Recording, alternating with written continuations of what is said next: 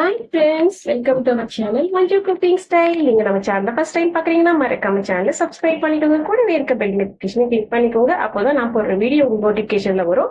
So இன்னைக்கு நம்ம ஒரு ஸ்வீட் ரெசிபி தான் பார்க்க போறோம். ஸோ தீபாவளி வருது, எல்லாம் என்ன ஸ்வீட் செய்யலாம்னு யோசிச்சுட்டு இருப்பீங்க. கண்டிப்பா இந்த ஸ்வீட் உங்க லிஸ்ட்ல ஆட் பண்ணிக்கோங்க.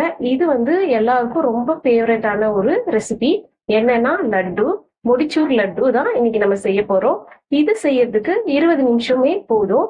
அண்ட் ரொம்ப ஈஸியான ரெசிபி, யார் வேணாலுமே இதை ட்ரை பண்ணலாம். அண்ட் இது இவ்வளோ ஈஸியா இருக்கும்னு நமக்கு தெரியாது, அதனால தான் இதை நம்ம செஞ்சிருக்க மாட்டோம். பட் நீங்க ஒன் டைம் ட்ரை பண்ணி பாருங்க, ரொம்பவே சூப்பரா வரும் அண்ட் டேஸ்ட்டும் வேற லெவல்ல இருக்கும். ஸோ வாங்க வீடியோக்குள்ள போகலாம்.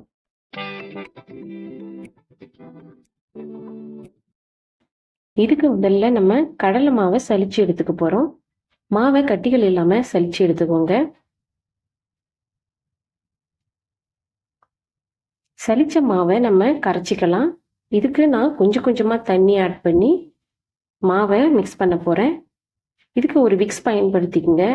விஸ்கர் பயன்படுத்தினீங்கன்னா உங்களுக்கு கட்டிகள் இல்லாம மிக்ஸ் ஆகும். ஸோ இது விஸ்கர்ல ஒட்டாத அளவுக்கு தண்ணியா கரைச்சிக்கோங்க. இப்போ இந்த மாவை ஒரு பைப்பிங் பேக்ல ஊத்திக்க போறேன். உங்ககிட்ட பைப்பிங் பேக் இல்லைன்னா பால் கவர், ஆயில் கவர், இல்லை வேற ஏதாவது பிளாஸ்டிக் கவர் இருந்தாலுமே நீங்க பயன்படுத்திக்கலாம். இப்போ இந்த கவர் எடுத்து ட்விஸ்ட் பண்ணி வச்சுக்கலாம்.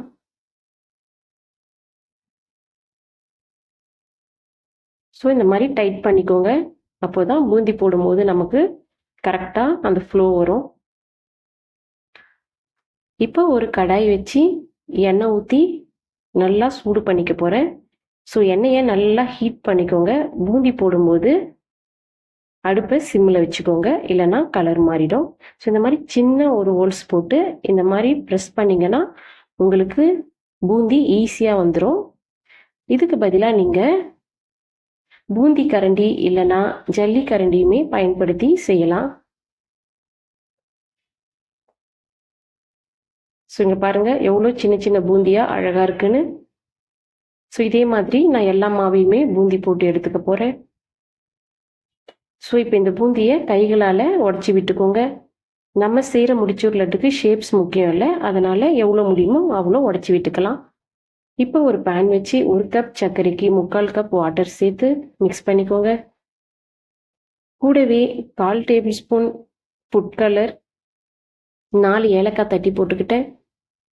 நம்ம ரெடி பண்ண பூந்தியும் போட்டு மிக்ஸ் பண்ணி மூடி போட்டு வேக விட போகிறோம். இது சிம்மில் வச்சு ஒரு 15 நிமிஷம் போல் வேக விடுங்க. இந்த சக்கரை பாகில் பூந்தி ஒன்றா மிக்ஸ் ஆகி வெந்து வரணும். ஸோ இப்போ இந்த ஸ்டேஜில் உங்களுக்கு தண்ணி தேவைப்பட்டாலும் நீங்கள் கொஞ்சம் ஆட் பண்ணி வேக விடலாம். இல்லை கரெக்டாக வெந்திருக்குன்னா இந்த மாதிரி ப்ரெஸ் பண்ணி பாருங்கள், ஜூஸியாக இருக்கணும். இது கரெக்டான கன்சிஸ்டன்சி. இப்போ இந்த ஸ்டேஜில் நான் 1 டேபிள் ஸ்பூன் அளவுக்கு நெய் ஊற்றிக்கிட்டேன். கூடவே 1 டேபிள் ஸ்பூன் அளவுக்கு வெள்ளரி விதையும் போட்டுக்கிட்டேன்.